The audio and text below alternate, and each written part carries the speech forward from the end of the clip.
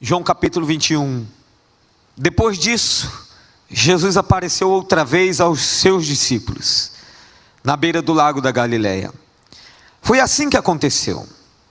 Estavam juntos Simão, Pedro e Tomé, chamado Gêmeo, Natanael, que era de Caná da Galileia, os filhos de Zebedeu e mais 2 discípulos. Simão Pedro disse aos outros: eu vou pescar. Eles disseram: nós também vamos pescar com você. Então foram todos e subiram no barco, mas naquela noite não pescaram nada. E de manhã, quando começava a clarear, Jesus estava na praia. Porém eles não sabiam que era ele. Então Jesus perguntou: moços, vocês pescaram alguma coisa? Nada, responderam eles. Pois joguem a rede do lado direito do barco, que vocês acharão peixe, disse Jesus. Eles jogaram a rede e logo depois já não conseguiam puxá-la para dentro do barco, por causa da grande quantidade de peixes que havia nela. Aí o discípulo que Jesus amava disse a Pedro: é o Senhor Jesus. O ponto de exclamação me autoriza aqui a bradar, que a linguagem é assim mesmo. Foi um brado que deram. É o Senhor Jesus. Quando Jesus está presente, e a palavra de Deus diz que Ele está presente onde estiver 2 ou 3 reunidos no nome dEle. Quando Ele se faz presente, qual é a sensação que passa para você? Uma sensação tipo assim, né, Beth? É Jesus! Jesus está aqui. Que tal adorá-lo? Que tal orar? Que tal cultuar? É Jesus! Vamos continuar aqui a leitura. Quando Simão Pedro ouviu dizer que era o Senhor, vestiu a capa, pois havia tirado a roupa, e se jogou na água. Os outros discípulos foram no barco, puxando a rede com os peixes, pois estavam somente a uns 100 metros da praia. Quando saíram do barco, viram ali uma pequena fogueira com alguns peixes em cima das brasas, e também havia pão. Então Jesus disse: tragam alguns desses peixes que vocês acabaram de pescar. Aí Simão Pedro subiu no barco e arrastou a rede para a terra. Ela estava cheia com 153 peixes grandes, e mesmo assim não se rebentou. Jesus disse: venham comer. Nenhum deles tinha coragem de perguntar quem ele era, pois sabiam que era o Senhor. Então Jesus veio, pegou o pão e deu a eles, e fez a mesma coisa com os peixes. Foi essa a terceira vez que Jesus, depois de ter sido ressuscitado, apareceu aos seus discípulos. Deus, a nossa oração é que esta palavra ganhe espaço, que esta palavra ganhe vida nos nossos corações, que, Senhor Deus, ela faça aquilo para que Tu enviaste, faça aquilo que Te apraz, conforme a Tua vontade, conforme Tu desenhou no Teu coração para esta noite. Oramos assim em nome de Jesus, amém. Tome seu assento.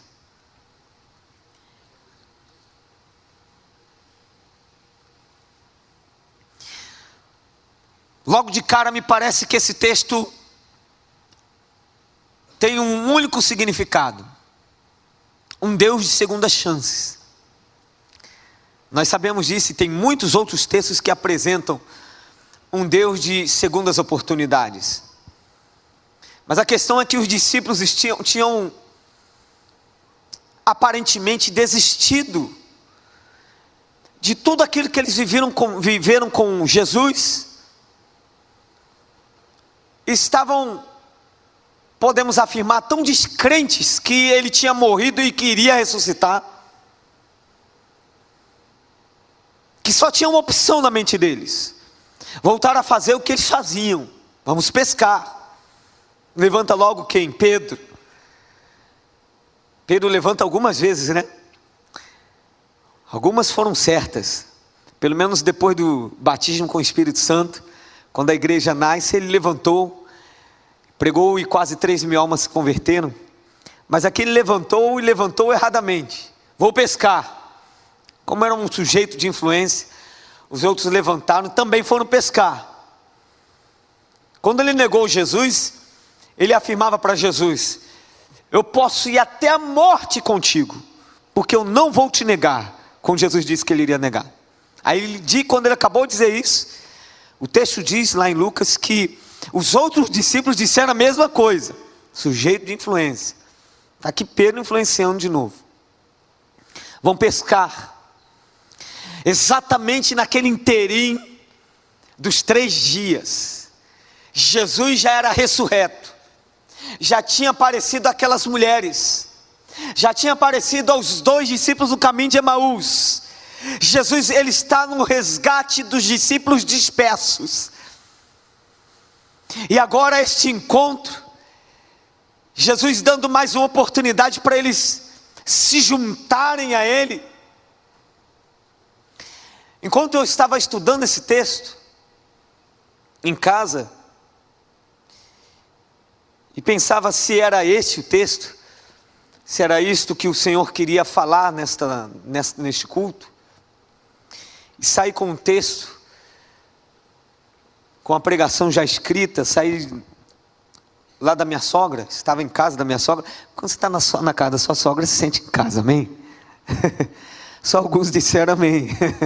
Mas tudo bem, mas esse é o sentimento que eu tenho pela minha sogra. Então registra aí, a minha cunhada que está aí pode registrar. Você se sente em casa. Eu estava lá e eu saí da casa da minha sogra, da minha casa. Estava já com um texto, com um esboço. E a gente sempre, quando você vai pregar, você sempre pede aquele sinal de Deus. Deus, me dá, confirme essa direção. E eu me deparei com 3 pessoas afastadas da fé.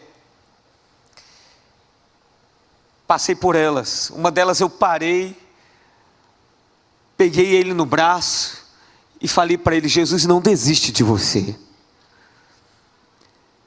Ele estava bêbado. Eu abri seus olhos. Ele olhou para mim. Eu volto a afirmar isso para você: Jesus não desiste de você. E quando eu descia de carro, consegui avistar mais 2 pessoas. E uma delas também em rodas de bebida.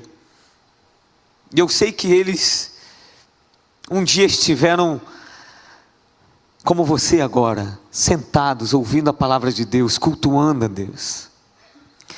Meu coração chorou, orei por eles, e lembrei dessa frase: o Senhor Deus é um Deus de segunda oportunidades. E esse texto sinaliza logo de cara isso. Um Deus que não desiste de você, um Deus que não desiste de mim. Um Deus que está atento aos seus movimentos, por onde você andar, Ele está atento e Ele vai atrás.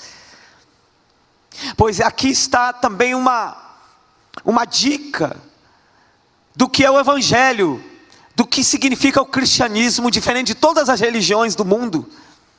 O cristianismo apresenta um Deus que vai atrás do homem perdido, enquanto qualquer outro tipo de espiritualidade é o homem em busca de Deus. O cristianismo é Deus em busca do homem. Aqui está Jesus em busca deles. E as ocorrências, como se desenvolveu esse encontro é extraordinário, irmãos.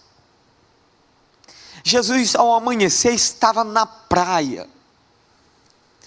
Já estava na expectativa daquele encontro. Quando você estava se preparando para vir aqui, Jesus já estava na expectativa desse encontro. Os discípulos chegaram. Jesus perguntou: vocês não pegaram nada? Nada. Pois voltem, lancem novamente as redes do outro lado, e vocês vão pescar muitos peixes. Eles obedeceram aquela voz cegamente. Aquele retrato, aquela pintura, aquela cena, aquele episódio estava se repetindo. Não sei se naquele primeiro momento eles conseguiram detectar que era uma repetição de um determinado episódio da vida deles. Vocês não pegaram nada? Nada. pois voltem que vocês vão pescar muitos peixes. Eles voltaram e pescaram muitos peixes. E quando viram aquele milagre, caiu a ficha de que aquilo já tinha acontecido com eles. João, ele percebeu logo e gritou: é Jesus. Eu não tenho dúvida. Fazer desse jeito, só um fez conosco, e ninguém mais fez. Lembra Pedro? Se ele tivesse a oportunidade de dialogar, ele dialogaria assim: vocês se lembram quando nós estávamos pescando e quando estávamos guardando as redes, já tínhamos lavado ela, veio um homem que estava ensinando e disse para lançarmos novamente ao mar, porque nós encontraríamos peixe, e um grande milagre tinha acontecido, muitos peixes. Então todos eles se alertaram e se atentaram. Está se repetindo um milagre, e esse milagre é um milagre incomum, e só tem uma pessoa que pode fazer esse milagre, não é outro, é Ele, é Jesus. Jesus estava fazendo o que, irmãos? Estava relembrando o início da caminhada com eles. Lucas 5 narra esse texto. O primeiro encontro de Jesus com aqueles discípulos foi desta forma. Esse primeiro encontro foi marcado por um milagre. E esse milagre foi tão forte, foi tão abundante, foi tão marcante, foi tão apaixonante, que quando eles voltam para Jesus, lá em Lucas 5 narra e diz que Pedro olhou para Jesus e disse: retira-te de nós, há um temor em nós. Aí Jesus fala para ele: vinde e farei de vocês pescadores de homens. Você sabe qual foi a reação deles diante desta palavra de Jesus? O texto diz que eles largaram tudo.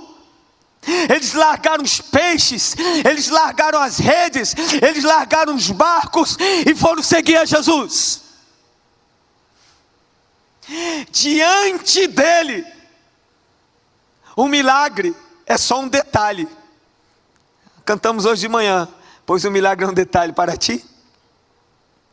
Diante da grandeza de Jesus, esquecemos até que precisamos de um milagre. É tão bom estar aqui, mestre. Nossa, tem tanto peixe. E aliás, o peixe diz respeito à nossa renda. O peixe diz respeito à nossa subsistência. Mas é tão forte esse milagre, que eu não quero ficar olhando para o milagre. Eu quero olhar e acompanhar, largar inclusive o milagre, para me abraçar, me agarrar a ti. E Ele espera esse efeito em cada um de nós.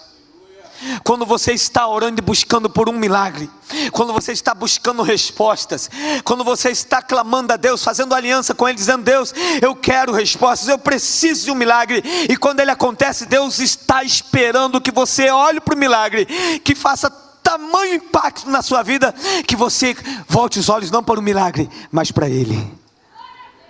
Não fique espantado com o milagre. Nossa, que multiplicação de peixes. Não, olha para Ele, quem é este? Jesus estava aqui relembrando o sentimento que eles tiveram no início, e acendeu, e Jesus conseguiu, porque o texto diz que Pedro, ele se lançou nas águas, esqueceu o barco, correu para a praia. Os outros também correram.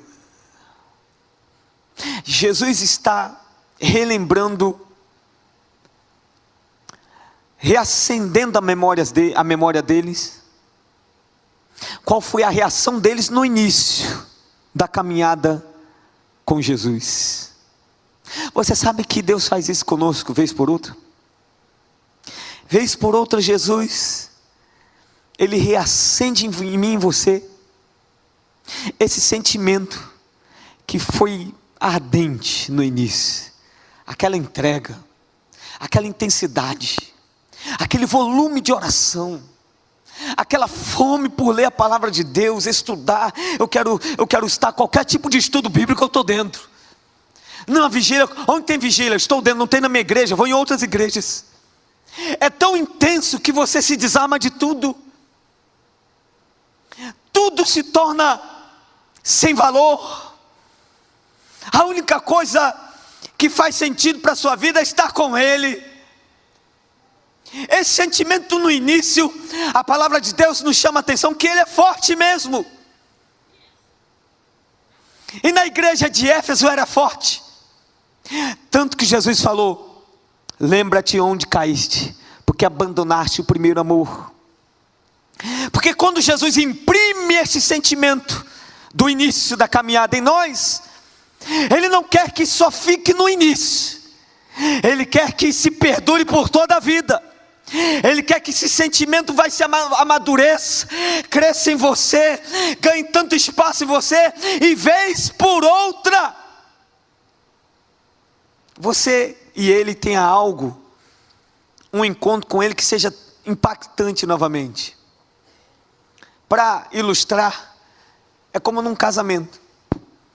Você casa, passa os anos, 5, 10 anos, 15 anos, e esse sentimento que era paixão inicialmente, evolui, cresce, amadurece. É amor e responsabilidade, não é somente amor. Então você está caminhando com a sua esposa, com o seu esposo, e vivendo dia após dia as lutas, os ajustes. Mas você sabe, o casal que é consciente sabe que o casamento precisa de um oxigênio, vez por outra. Vez por outra esse casamento precisa parar, se retirar, se der. Se for possível, se retirar, viajar para um lugar distante. Se tiver como deixar os filhos, eu não tenho agora, tenho uma menina de 4 meses. Aliás, a Lorena está doidinha para voltar para a igreja. Depois de 3 semanas de férias, ela falou para mim: papai, quero ir para a igreja. Eu brincando, irmãos. O número 4 está bem evidente na nossa família. Lorena, 4 meses, Arthur, 4 anos, eu 40, ó. Que bacana, né? Mas é assim, não dá agora para viajar sem a Lorena. Mas no casamento você tem que ter esse retiro. E tentar trazer, e se esforçar, não é tentar não, se esforçar, para criar um momento romântico. Um jantar à luz de velas, um bilhete novamente, escrever um bilhete novamente, rasgando apaixonadamente, hein, Elton? Aí para Elaine, uma dica aí, algo assim que você fazia. Eu me lembro quando eu namorava a Soninha, eu tinha algumas coisas que a gente fazia. Eu me lembro de um balão que eu fiz, enchi 7 balões, e criei uma frase e um papelzinho dentro de cada balão. Falei: você vai rasgar um por dia, no final da semana, vou te avisar via final de semana, no final da semana tem uma mensagem inteira para você e eu quero estar contigo para ler. Olha que legal, né? Então essas ideias que vai surgindo assim, você vai buscando no início, e tudo é muito romântico, tudo muito intenso, tudo muito prazeroso. Você está aqui naquele momento de conquista, você é uma pessoa solícita, né? Casamento passa e continua sendo solícito, amém, homens? E só 2 que falaram, hein? Amém, homens? Então você continua sendo amigo, companheiro, solícito, uma pessoa que ajuda. Mas se você não regar esse relacionamento, se você não apimentar, se você não colocar, se você não se programar para reservar um tempo só vocês dois, seja em casa, seja no quarto, na intimidade, aonde for, mas você se prepara para isso. Umas flores, que tomara que a sua cabeça esteja me ajudando aqui para pregar, esteja bem criativa, amém? As mulheres e os homens, porque não vem tudo aqui na mente agora. Mas essa ideia que eu espero que você que está acompanhando a mensagem, está aí na sua mente. Pense isso no seu relacionamento com Deus. Você se agarrou a Deus. Você fala assim: nossa, Deus existe e Ele existe só para mim. Não é assim no início? Parece que Deus existe só para mim. Nossa, a terra toda está conspirando só a meu favor. Eu sei, eu trabalho no discipulado. A gente ouve os testemunhos. As pessoas vêm com tanta vigor, tanta fome de Deus. Parece que Deus parou o mundo, a terra, o universo só para ela. E esse cuidado de Deus, esse encontro de Deus é fenomenal, é marcante. E Ele sabe fazer isso, Deus sabe fazer isso. Ele faz propositalmente, para me alcançar e te alcançar. Mas a questão é que vez por outra, eu preciso reacender esse sentimento dentro de mim. Eu preciso provocar esse sentimento. Como assim, pastor? Repense o seu plano de leitura. Eu comecei o ano, temos um plano de leitura da igreja, dado aqui para a igreja, toda a igreja. Mas comecei o ano separando o livro de Atos. E eu falei: Deus, eu vou ler, quero ler o livro de Atos de uma forma aberta mais uma vez. Peguei uma Bíblia nova para ter uma marcação nova. E eu quero me envolver com as tuas coisas, com a igreja novamente. Eu quero ter esse fogo que eu tive quando entendi teu chamado. Eu quero ver como o Senhor preparou os primeiros dias da igreja. E andei todo mês de janeiro. Foram 28 capítulos, um capítulo por dia, os últimos dias reservado para meditar, ponderar em alguns aspectos do livro. É esse exemplo que eu estou querendo dar para você, do que é esse reencontro, do que é relembrar esses momentos. Queridos, se eu e você não nos esforçarmos para levar esta vida cristã dinâmica, para alimentar esse relacionamento e trazer vida, uma chama, pode ser que por sua causa, não por causa de Deus, mas por sua causa, esse relacionamento se esfrie, volte a uma rotina comum. Vamos pescar, não tem nada para fazer. Fique num cotidiano frio, sem vida, um culto vazio, uma oração sem sentido. Ah, Deus, obrigado pelo dia, te louvo por esta manhã, por mais um dia. Se nós não dermos atenção, isso pode acontecer, querido. E a palavra de Deus hoje, nesse texto, está me alertando sobre isso. Jesus reaparece relembrando a sua grandeza, o seu poder, mas para trazer dentro deles, tirar de dentro deles, esse sentimento que eles tiveram lá no primeiro encontro. Quem sabe, cultos, louvores, mensagens, Deus está se apresentando como Jesus na praia para você. Deus, durante o ano que já começou, o mês, os dias que já se passaram, em algum momento, Jesus estava na praia, se apresentando para você, para relembrar, reviver a sua memória, o primeiro encontro, aquele primeiro momento, aquela entrega, aquele calor no seu coração de orar pelas almas perdidas, aquele fogo de Deus, aquela vontade de adorá-lo, aquela resistência ao pecado, aquela chama de Deus, aquela disciplina de estar na casa do Senhor, de estar numa escola bíblica dominical. O Senhor está na praia, Ele está trazendo à sua memória isso. Quantos podem dizer amém? Mas houve um outro ato, uma outra ação nesse texto. Eles vêm, e quando chegam na praia, Jesus, ele articula uma refeição. Ele prepara uma refeição: peixes, pão. É um outro momento. Nesta refeição, esse ato da refeição, eles já sabiam que era Jesus, mas eles estavam tão assombrados, tão impactados, que o texto diz que eles estavam com medo de perguntar: Jesus, és tu mesmo? Eles não queriam falar. Aí Jesus, para trazer uma leveza no momento, quebrar o gelo, Jesus prepara uma refeição. E o texto diz assim, Jesus disse, versículo 12: venham comer. Nenhum deles tinha coragem de perguntar quem ele era, pois sabia que era Jesus. E Jesus então pegou o pão, partiu e deu a eles. Jesus está reavivando a memória deles mais uma vez, porque Jesus já tinha feito esse ato com eles. Pegar o pão, partir o pão e distribuir entre eles,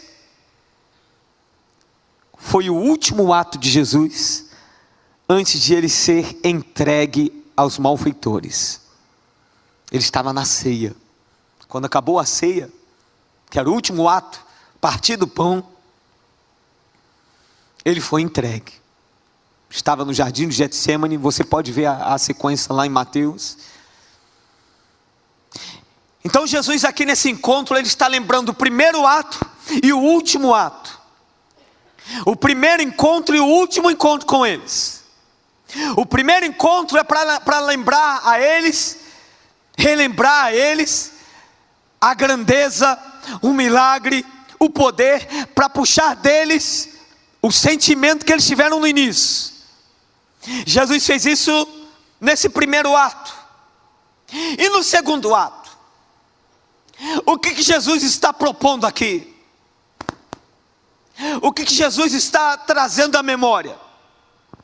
O que significa essa refeição? O que significou o partir do pão? Que podemos aprender aqui? Qual é a mensagem da refeição? São 3. Vou listá-las para você. A primeira, intimidade. Lucas capítulo 22, versículo 15. Ele diz: desejei muito estar convosco esta noite para comer.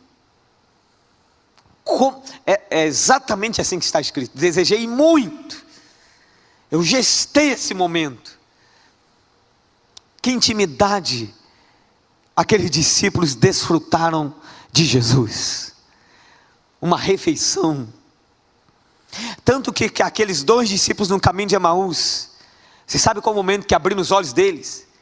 O coração já ardia, mas foi em que momento que abriu os olhos? No partir do pão. O partir do pão era um momento tão especial, mas tão íntimo. Você não abre a sua casa, prepara uma refeição para qualquer pessoa. Você convida a pessoa para uma refeição na sua casa, uma pessoa que você quer desfrutar de uma comunhão, de uma intimidade, uma pessoa que você se identifica. Era assim também nesses tempos. A refeição final, a Páscoa, que ganha um novo sentido, era uma nova liturgia, que era a ceia do Senhor. Ela foi compartilhada, Jesus compartilhou ela apenas com 12, um grupo menor, eram os discípulos de Jesus, somente eles. Isso fala de intimidade, queridos. O que Jesus quer que eu e você vivamos com Ele? Uma relação íntima, uma relação que você entenda os sentimentos de Deus, por fazer parte desse grupo menor de discípulos. Uma relação em que a intimidade com Jesus é tão forte, e ela é necessária, que você consegue distinguir o mal, ou aquilo que faz mal, não por causa de um livro de regras, eu quero ver se está na Bíblia, se é pecado ou não tomar cerveja. Não precisa.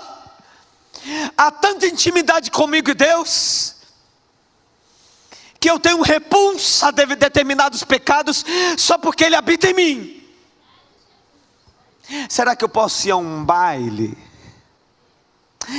Faz mal aí o carnaval, porque afinal, eu já ouvi isso. Porque carnaval é cultura.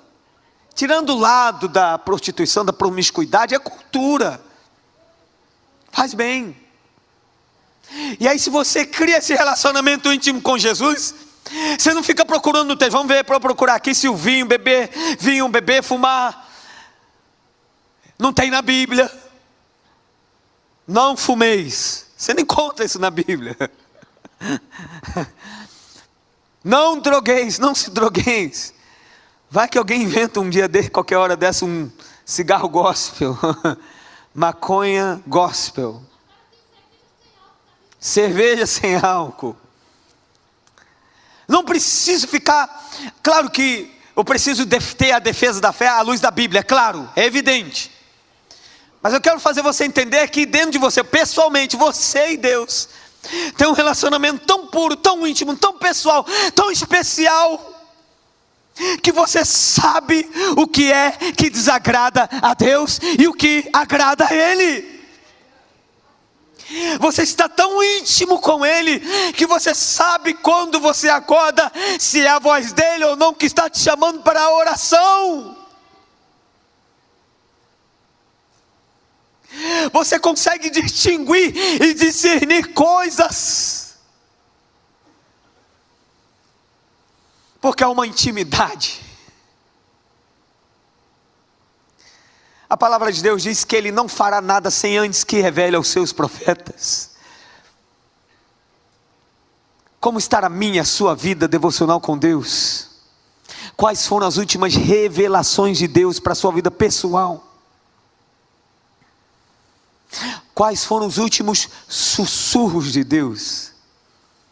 Tínhamos um programa aqui, comecei esse programa na web rádio da nossa igreja, Sussurros de Deus, em que a tônica era essa. O entendimento que temos é que sussurrar é falar, né, bem baixo. Olá, tudo bem? Como é que você está? Estou treinando o Arthur sussurrar, porque a Lorena vai dormir, aí ele fala alto. Arthur, fala assim, ó. Aí eu vou falando, ele está aprendendo. Não é fácil não. Mas para você ouvir quem sussurra, você tem que estar como? Primeiro, em silêncio, sem ruídos. Segundo, com o ouvido treinado. Para ouvir Deus sussurrar, não pode ter ruído no coração, na alma, aquelas preocupações, aquelas ansiedades, aquelas loucuras, aqueles pensamentos, aquele turbilhão de coisas. Não pode ter barulho. Se estiver assim, com toda essa inquietação, você não consegue ouvir. Marta, andas inquietas com muitas coisas, pouco é necessário, senão uma. Você não vai conseguir entender, nem ouvir Deus, se você não se aquietar.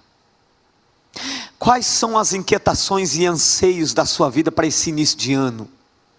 E que você trouxe hoje para a igreja e falou: Deus, eu preciso de uma resposta. E quando Deus, a resposta dele é simples, já está na palavra dizendo para você: lançai sobre ele toda a vossa ansiedade, porque ele tem cuidado de vós.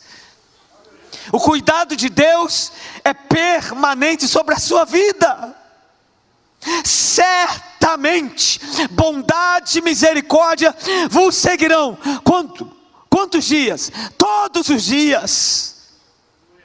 Você está caminhando, você está planejando, você está trabalhando, você está em casa descansando.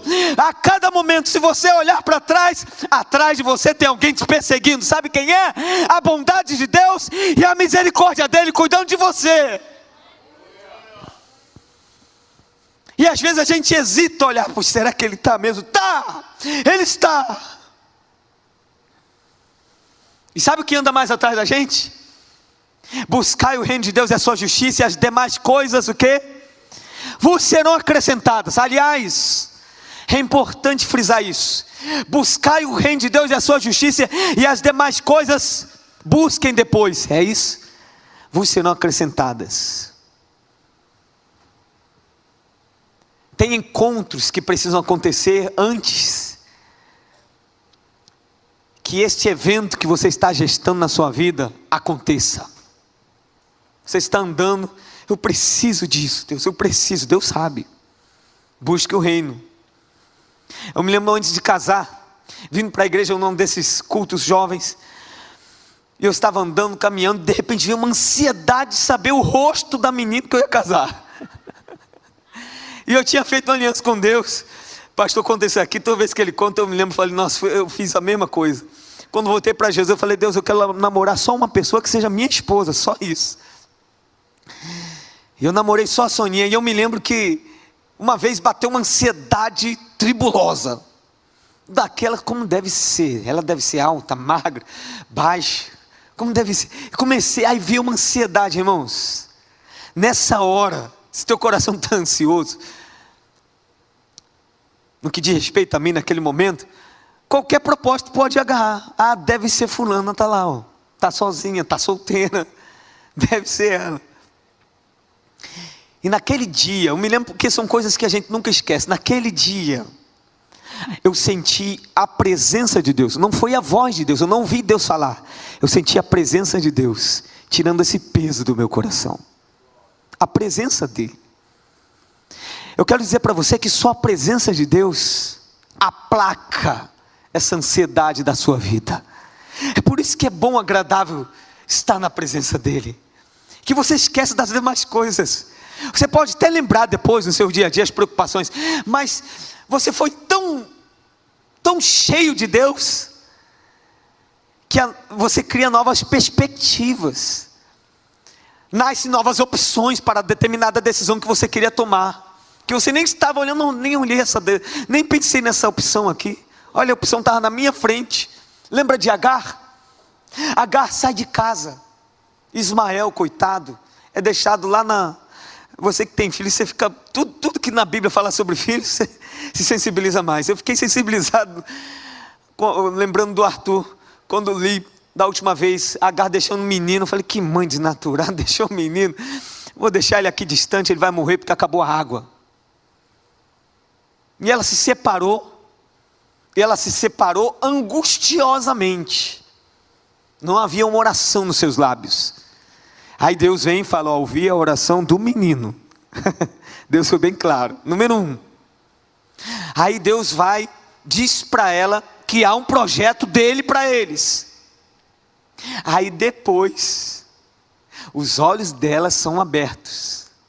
E o que ela vê na frente dela? Um poço de água. Qual foi a causa motivadora daquele momento, pelo menos, de largar a vida? Era o quê? Falta d'água. Vou morrer nesse deserto, não tem água. Mas diante dela a água. A aflição, muitas vezes, te oprime tanto, que venda os teus olhos. E você não consegue enxergar as coisas que são mais óbvias, que estão na sua frente. Lá no seu trabalho, eu preciso sair, eu tenho que sair desse emprego. Eu me lembro de uma pessoa que insistiu em falar isso comigo, porque ele falando que o emprego dele era um emprego muito ruim. Eu, mas por que muito ruim? Eu sou cercado de espíritas. Eu falei, pois ele é muito bom. Aliás, eu acho que eu tenho uma suspeita que você está lá só por causa disso. Aí ele olhou, eu nunca tinha visto com esses olhos. Pois da próxima vez, pense o seguinte: você vai entrar naquele lugar, de cabeça erguida, pisando firme, e tendo a seguinte sensação: o diabo está saindo da tua frente, os demônios estão abrindo caminho, porque você que é luz, você que faz, que deve provocar medo no inferno, porque em você existe um que é maior do que todos, é Jesus. Então às vezes a angústia, a aflição de você querer só aquilo, e você fica buscando, e Deus, eu quero a resposta de Deus, eu quero a resposta de Deus. E Deus olha para você, meu amado, a provisão que você está tanto buscando está na tua frente. É um poço, está aí na tua frente. Abre os olhos, por favor, H. eu vou morrer, o menino morre também, agora eu morro, tudo morre. Abre os olhos, H. Eu abri, mas vou morrer. Tem água, gente. É engraçado, né? Mas acontece com a gente. Meu Deus, eu vou morrer, agora acabou a vida, não dá mais certo, levar à frente esse casamento, tentei tantas vezes, acabou.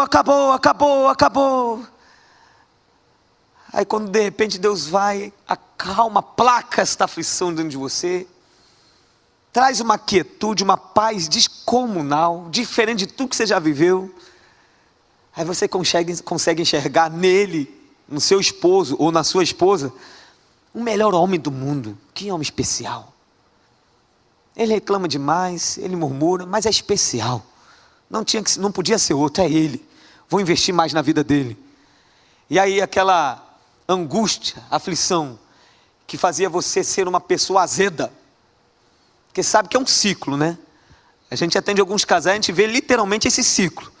Ele provoca ela provoca ele, interminável.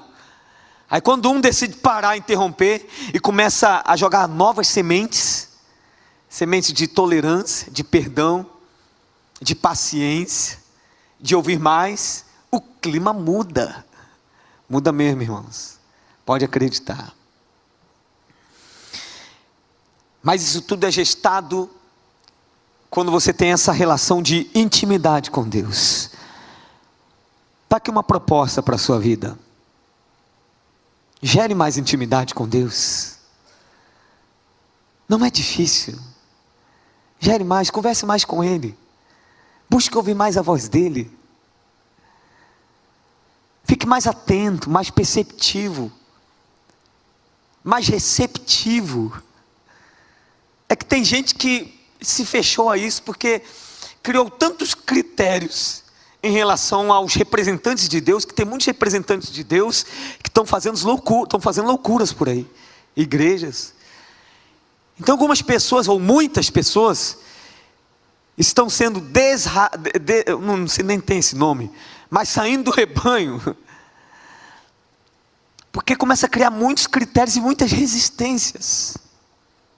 Dê uma chance para você, se abra mais para o Senhor, fala: Deus, eu quero olhar mais para Ti. Lembra de Hebreus? Olhando firmemente ao autor e consumador da nossa fé. Olha como é colocado, olhando, não é só olhando, é olhando como? Com firmeza, não tira os olhos, firmeza, aconteça o que aconteceu, meus olhos estão em Jesus. Intimidade. Segundo, qual é a mensagem dessa refeição, partir do pão? Se a primeira, o milagre da pesca, estava relembrando o primeiro ato, o primeiro encontro, que provocou um sentimento forte, qual é a segunda mensagem? Qual é a mensagem do pão, do partir do pão? Entendemos e aprendemos logo o que é intimidade. Segundo, pacto. Isto é o meu corpo que é dado por vós. Esse cálice é a nova aliança no meu sangue que é derramado por vós. Pacto. Ouvi uma mensagem por esses dias de um pregador, uma ilustração que faz bem falar dela agora, muito interessante. Ele falando que tem pessoas que se simpatizam com a fé, caminham na igreja, está pregando para essa classe de pessoa. A mensagem dele toda foi em cima disso, para esse tipo de pessoa, mas que estão o tempo todo em cima do muro. E aí ele fala assim: imagine um casal de noivos diante do altar, diante do pastor, e o pastor está naquele momento da cerimônia das alianças, momento crucial, o fechamento do casamento. E aí ele pergunta para ele: você aceita a fulana como a sua digna esposa, prometendo amar, cuidar, zelar pela vida dela, papapá? Aí ela diz: sim. Aí vai para ele: e você, aceita fulana, ele para ela, aceita fulana, eu errei, né? Eu troquei, eu disse primeiro dela para ele, agora dele para ela. Você aceita fulano como a sua digníssima esposa, prometendo amar, cuidar dela? E aí naquele momento ele Ele relaxa a posição dele. Aí ele faz assim: ela é bonita. Olha, é uma mulher especial. Não, mas você aceita? É só dizer assim. Você aceita? Não, olha, ela faz uma comida. Ela tem tantos valores. Olha como ela, olha o sorriso dela, ela é sorrindo para mim. Ah, ela é uma mulher simpática. Mas você aceita? Não, porque ela é uma pessoa assim que eu acho que dá para viver do lado dela. Porque ela é uma pessoa tão querida, tão boa de relacionamento, tão amiga. Você aceita? E aí ele aplica da seguinte forma: tem pessoas que ficam em cima do muro, que quando Deus busca esse pacto, essa aliança, ele está, não, Deus é tão bom, é bom mesmo, viu? Ó, Deus é bom. Ó, tem uma igreja assim que faz uns descarregos na gente, a gente sai leve, viu? Eu até gosto dos louvores, que tem uns louvores que até boto, aí boto louvor, depois boto pagode, não sou ainda, né? Pacto. Deus quer ouvir o nosso sim. Deus quer ouvir o nosso sim, dizendo para Ele: Deus, sou totalmente teu. Eu não sou parcialmente teu. Uma aliança.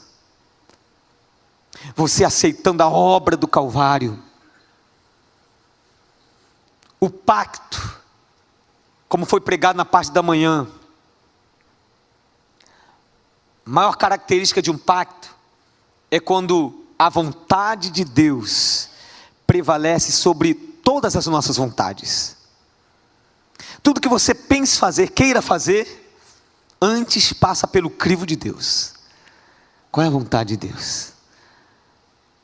Porque temos uma tendência, uma inclinação de não aceitar o sofrimento. Isso é natural. Não querer sofrer.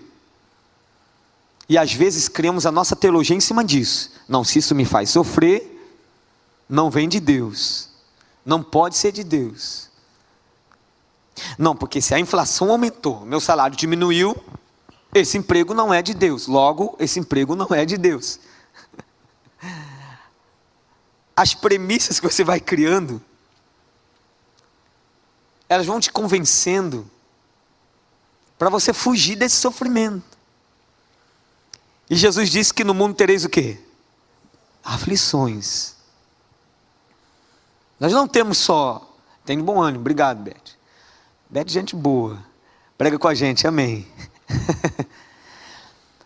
Então é o seguinte: qual é a vontade de Deus para a minha vida? Para 2016? Para o meu casamento, para os meus negócios, para as minhas finanças. Qual é a vontade de Deus? Esse pacto precisa estar bem claro. O mundo espiritual, ele consegue enxergar essa aliança, sabe disso, né? Os anjos do Senhor acampam ao redor daqueles que o temem. E o diabo anda ao derredor. Ele não anda ao redor, é ao derredor. Porque aqueles que têm um pacto, aliança, ela é visível no mundo espiritual. Tem gente que tem medo do diabo. Meu Deus, o diabo vai aparecer para mim em sonhos. Ai, se eu dormir, a pessoa se vê um demônio entrando pelas portas. Aliás, ele não vou deixar fechar, não tem. Demônio é espiritual. Meu Deus, eu vi ali uma macumba. Eu me lembro de uma vez que fizeram um despacho aqui na esquina da igreja. Não foi a primeira vez. Estava fazendo, a pessoa, na hora que estava fazendo, era 6 horas da noite. E aí, eu vi lá da torre, eu estava orando, irmãos. Eu vi da torre, eu falei, que? Não é a moça, o demônio é muito abusado, esse demônio está abusado. Aí fui lá, desci correndo, passei, aí passei como um transeunte, né? Solto, aí eu olhei, aí eu passei bem pertinho do lado. Ô dona, aí ela olhou assim para mim. Eu também mexo com coisas espirituais. Você mexe com coisas espirituais, eu também mexo. Aí tentei puxar um papo, né? Aí ela se afastou assim um pouco de mim. Aqui na esquina. Eu falei, o que você está fazendo? O que você está querendo fazer? Aí ele olhou assim para o alto assim, ele está se aproximando. Aí eu disse assim para ela, mas ele não vai se aproximar. Aí ela se assustou. Eu falei, porque eu sou um discípulo de Jesus. Você está diante de uma igreja que pertence a Jesus. E tudo que você fizer aqui já está sem efeito. Então não adianta. Aí ela tentou, com vergonha, eu tenho 3 irmãs que são crentes. Eu falei, e por que você está aliançada com o diabo? Ouça o evangelho de Jesus, elas podem te falar. E ela saiu, foi embora. Porque tem pessoas que têm medo, meu Deus, macumba, fazer macumba para mim. Você tem um pacto com Jesus? Uma outra pessoa também me disse isso. Pastor, estou largando, mais recente, uma irmã nossa, começando um discipulado. Pastor, eu estou largando meu emprego, porque a casa, o dono da casa é espírita. Sou macumbeiro mesmo, falou assim para mim. Aí eu falei a mesma coisa que eu tinha falado há uns anos para outra. Pois quando você chegar lá, fique em paz. Você vai orando, repreendendo, mas fique em paz. Quando você entra na porta, você tem aliança com Deus? Tenho, pastor. Você tem certeza de que você é do Senhor? Tenho. Fique em paz. Porque o diabo se afasta. Ele sabe que você tem uma aliança. O mundo espiritual reconhece que há em você uma autoridade divina. Eu quero dizer isso para você, querido. Existe uma autoridade de Deus sobre as suas vidas. Nós não estamos isentos de ataques do diabo. Então quando o inimigo vier com sutileza, qualquer tipo de ataque, se você baixar a guarda, se você não mostrar logo de cara essa autoridade, que você sabe que você tem essa autoridade, ele vai se engraçar com você. Mas se logo você demonstrar que você sabe, que você tem autoridade, ele sabe, ele quer saber se você sabe. Então no dia que ele souber, no dia que ele perceber que você sabe dessa autoridade, que é uma consequência de um pacto, de uma aliança séria com Deus, dizendo eu sou do Senhor, você tem essa certeza? Não saia daqui nesta noite, desse lugar, sem esta certeza, eu sou do Senhor, eu pertenço a Jesus, a um pacto, a uma aliança. Eu sei e reconheço quando Jesus está partindo pão. Eu sei e reconheço quando Deus está tomando decisões a meu respeito. Eu percebo a sua presença. Eu reconheço a sua voz. Eu sei quando Ele está operando ao meu favor, ou quando Ele está quieto, apenas permitindo que eu passe por determinadas lutas. Você sabe disso? É quem tem intimidade, é quem tem pacto. E por fim, naquele momento da refeição, nos textos dos evangelhos, um deles em Lucas também, tem uma parte que os discípulos começam a dialogar, travam uma discussão de quem era o maior entre eles. E não tinha sido a primeira vez, hein? E aí naquele momento, Jesus fala o seguinte: os reis dos gentios dominam sobre eles, e os que têm autoridade sobre eles são chamados benfeitores. Mas não sereis vós assim. Antes, o maior entre vós seja como o menor, e quem governa como quem serve. A terceira mensagem da refeição é que o reino de Deus existe uma lógica diferente da do mundo. É se esvaziar. Nesse encontro, antes da ceia, Jesus lavou os pés dos discípulos. Pedro, sempre em evidência, não aceitou. Mas Jesus lavou os pés dele. Depois de um argumento de Jesus. Jesus estava ali estabelecendo uma lógica do reino. Uma lógica invertida. Aquele que quer ser o maior, sirva. E que mensagem traz essa lógica para todos nós? Nós que servimos em qualquer área da liderança da igreja é esta mesmo. Se esvazie, seja o menor. A maior marca de uma liderança é servir. Mas em comum todos nós, se esvazie. E Deus confirmou uma mensagem nessa música: eu quero me esvaziar de mim, das dores, das decepções, me esvaziar de um orgulho. me esvaziar de argumentos. E nós precisamos treinar o nosso coração para fazer isso. Porque o nosso coração, ele tem uma inclinação a uma vaidade. O nosso coração se inclina ao mal. Precisamos nos esvaziar. Se intimidade fala de se entregar, pacto fala de se sujeitar,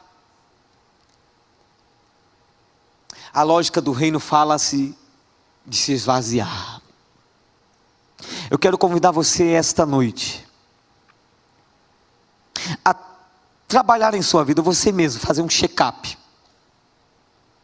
e dizer para si mesmo: qual dessas áreas preciso me entregar mais uma vez? Jesus está hoje aqui como ele esteve na praia naquele dia. E Ele criou uma cena, Ele criou um cenário.